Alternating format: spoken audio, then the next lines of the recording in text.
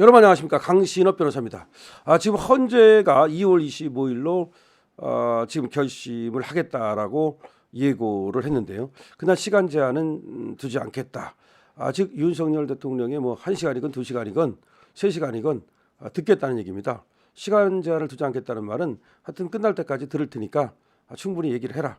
그 얘기가 왜 나왔다고 생각하십니까? 그것 때문에 나온 거예요. 우리 이영님, 우리 춘천지검장이 뭐라고 말했습니까?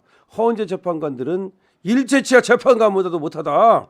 그래서 이런 말들을 해야 되는 거예요. 안중근 의사의 경우에 기토 히로부미를 죽였지만 그래도 일제 이 판사들이 안중근 의사의 얘기를 1시간 반 동안에 들어줬다는 거 아닙니까?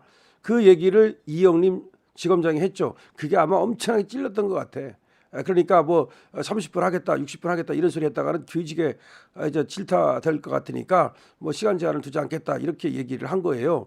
물론 그날도 국회 측에서도 또 얘기를 할 거야. 안 하겠습니까? 하겠지. 그때 이제 그렇게 되면 우리 변호인단이 얘기를 하고 그다음에 또 윤석열 대통령이 얘기를 하는 건데, 저번에 사실은 근데 국회는 다 얘기를 했어요 이미. 그리고 우리 변호인단도 어느 정도 얘기를 했고, 그래서 아마 그날은 우리 대통령께서 충분히 얘기를 할 수 있는 시간을 주겠다는 것으로 지금 해석이 됩니다. 그래서 25일이니까 시간이 좀 있잖아요.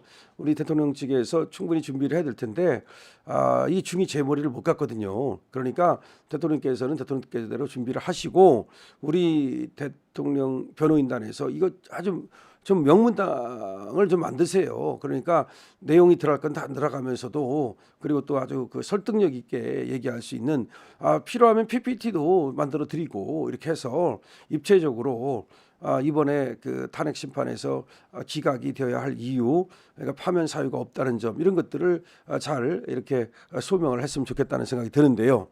그런데 이제 지금 헌재가 어떻게 결과가 나올 것이냐, 더군다나 2월 25일 이제 결심한다는 얘기가 나오니까 많은 분들이 이 결과에 대해서 정말 신경을 고추 세울 수밖에 없죠. 지금 윤석열 대통령의 운명이 달린 일이고, 윤석열 대통령뿐만 아니라 우리 자유대한민국의 운명이 달린 일이기 때문에 여기에 대해서 지금 엄청나게 지금 관심이 높습니다. 그런데 박근혜 대통령 때도 마찬가지였잖아요. 박근혜 대통령이 이제 어떻게 될 것인가, 파면될 것인가 안 될 것인가. 한쪽에서는 뭐 파면될 수밖에 없다는 얘기가 있었지만 한쪽에서는 또 그거 아니다, 엄밀히 말하면 파면 사유가 없지 않느냐. 예를 들어서 최순실이 뭐 어쩌고저쩌고 했다고 떠드는데 그래봤자 그건 최순실의 어떤 그 비리가 될지는 몰라도 그것이 어떻게 박근혜 대통령을 파면할 사유가 되겠느냐. 이제 그렇게 많은 사람들은 또 이제 생각을 했던 겁니다. 그래서 파면이 될 거라고 생각했던 사람들도 상당히 있었어요. 그런데 이제 한쪽에서는 저 촛불 집회라는 게 워낙 그 거세고 문재인 그 일당들이 계속해서 이 헌재 재판관들을 압박하고 있다, 이런 소식이 계속 들렸거든요. 그런데 뒤에 이제 후일담인데 나중에 나온 얘기입니다. 원래는 5대 3였었다는 거예요. 그때도 8명이 있었거든요. 5명은 이제 파면시켜야 된다는 거고 3명은 아니다, 탄핵을 기각시켜야 된다는 의견이 분명히 존재했다는 거예요. 그래서 처음에는 이게 합의가 이제 안 되고 5대 3으로 이렇게 의견이 팽팽하게 가고 있었는데, 그때 강일원이라고 하는 헌법재판관이 있었어요. 이 강일원이가 이제 좀 주도하고 있었죠. 여기서 이 3명의 지금 재판관들을 설득해가지고 자기 쪽으로 끌고 갔다는 거예요. 그때 이제 논리가 뭐였냐면 그거였다는 거죠. 그 박근혜 대통령이 지금 인기가 엄청나게 추락해 있었고 만신창이가 되어 있었거든요. 그다음에 저쪽 촛불 집회에 그 위세가 워낙 강했거든요. 그러다 보니까 이거 5대 3으로 이렇게 돼가지고서 만약에 기각되면 이거 난리 난다. 그러면 오히려 나라가 더 혼란해진다.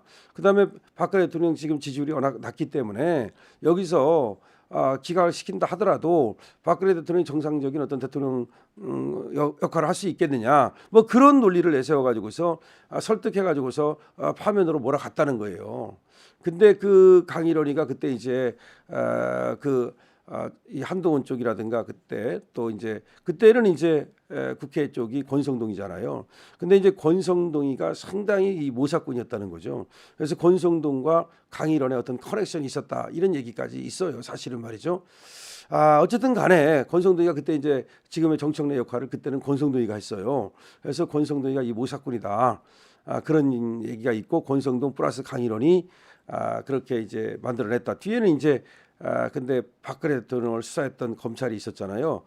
특검, 그 특검이 이제 박영수, 뭐 그때는 윤석열 대통령도 그쪽이었지만 한동훈 이쪽하고 그다음에 이제 권성동하고 그다음에 강일원 이렇게 해가지고서 8대 0을 만들어냈다는 말이 있어요. 어쨌든 간에 그만큼 결국은 이 헌법재판관들도 의견이 갈릴 수밖에 없다는 거예요. 그렇죠. 사람이기 때문에, 그리고 성향에 따라 다르기 때문에, 그리고 그걸 중하게 보느냐 중하지 않게 보느냐. 지금도 그래요. 이 계엄은 어디까지나 헌법에 있는 대통령의 고유 권한이에요. 그래서 통치행위라고 그래가지고 이거는 사법심사의 대상이 아니다라고 미국은요 대법원에서 현직 대통령이 직무와 관련해서 범한 일에 대해서는 처벌하지 않는다는 대법원 미국의 그런 어떤 판결이 있어요. 트럼프 현직 대통령이 때 했던 여러 가지 일 하나도 처벌 안 하잖아요. 그러니까 현직 대통령이 그 직무와 관련해서 판단한 거 마찬가지잖아. 윤석열 대통령이 현직 대통령이 계엄 내린 거, 그 계엄 이런 거 미국 같으면 대법원에서 판단 안 한다 이거예요. 그러니까 우리나라도 얼마든지 이게 기각이 가능한 거예요. 근데 이제 한쪽에서 저쪽 편을 들어가지고 이재명이라든지 저 정청래 저쪽 편을 들어가지고 이게 이제 무슨 마치 권력을 갖다가 계속 유지하기 위한 뭐 계속 영구 집권을 위한 뭐 그런 것처럼, 그 다음에 그러기 위해서 정치인들을 뭐 체포하려고 했다, 뭐 사살하려고 했다, 이런 식으로 뇌피셜을 만드니까 거기에 속은 사람들이 그렇다면 대통령이 계속하면 안 되는 거 아니냐. 심지어 말이죠, 대통령이 복귀하게 되면은 제 2차 계엄을 할지도 모른다. 제 2차 계엄뿐만 아니라 대통령이 복귀하게 되면 뭐 위험하다, 뭐 이따위 소리를 한다는 거야. 그러면서 이제 뇌피셜을 일으켜 가지고서 꼬시는 거죠. 그런데 제가 지금 취재를 해보니까 들어보니까 그때 박근혜 대통령 때와 다르다는 겁니다.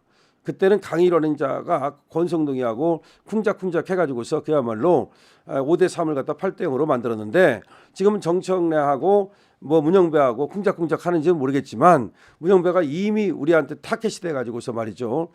지금 TF도 들키고 문영배의 어떤 그 여러 가지 비리라든가 문영배의 개인적인 어떤 또 불미스러운 일들이 들키면서 문영배가 상당히 위축이 됐고, 그다음에 정청래하고 문영배의 관계가 그때 권성동과 강일원의 관계하고는 다르다, 이런 얘기가 나오고 있습니다. 그러면서 이번에는 8명이 말이죠, 각자 지금 밥도 같이 안 먹는다. 지금 의견이 완전히 다르고 고성이 오고 가고 이 평의도 제대로 안 된다. 회의가 제대로 안 된다. 그래서 8명이 서로 만나지도 않는다. 혼밥한다. 각자 밥 먹는다. 물론 각자 밥 먹을 수는 있어요. 바쁘고 하니까. 여기서 얘기하는 건 그만큼 사이가 상당히 나쁘고, 지금 그래서 이게 저번에도 이진숙 때도 4대 4가 나왔잖아요. 그리고 이번에 윤석열 대통령 변론기일을 20날 거를 25일로 이제 미루려고 했잖아요. 그거에 대해서 4대 4가 또 나왔다는 거예요, 안에서. 그렇게 지금 6명 이렇게 만들어내기가 쉽지 않을 것이다, 이런 얘기가 나오고 있습니다. 다시 말하면 지금 8명의 헌법재판관들이 각자 의견이 다르고 혼밥할 정도로 이렇게 분열돼 있기 때문에, 그리고 지금 저쪽에 강일원, 그때 박근혜 대통령 때 강일원과 같은 그런 자가 없다는 겁니다. 문영배는 지도력을 완전히 상실했고 이미 벌떡 일어나서 나가는 거 봤잖아요. 문영배는 저 혼자 노는 스타일이기 때문에 지가 다른 어떤 그 헌법재판관들한테 영향력을 끼치고, 또 윤석열 대통령 파면을 반대하는 그런 재판관들한테 설득해가지고 그쪽으로 끌어갈 수 있는 그런 능력이 없다. 그래서 결과적으로는 각각의 의견대로 할 텐데 어느 한쪽으로 이제 의견을 집합시키는 그런 짓은 못한다. 근데 각자가 하면 지금 혼밥할 정도로 서로 의견이 다르고, 그다음에 이 취합이 안 된다. 그래서 4대 4. 지금의 스코어는 4대 4. 그래서 4명은 저쪽, 4명은 우리 쪽. 그러면 6명이 안 되잖아요. 그렇기 때문에 결국 윤석열 대통령 탄핵은 기각, 이런 얘기가 나오고 있습니다. 저도 충분히 그렇게 생각하고요. 그다음에 이거는 다 지지율이 높기 때문이고, 아스팔트 우리 투쟁이 효력을 발휘하기 때문이고, 그다음에 윤석열 대통령의 어떤 그 애국심이라든가 충정, 계몽령 이런 것들이 30대를 마음을 움직이고, 그다음에 대학가를 움직이고 있기 때문이다.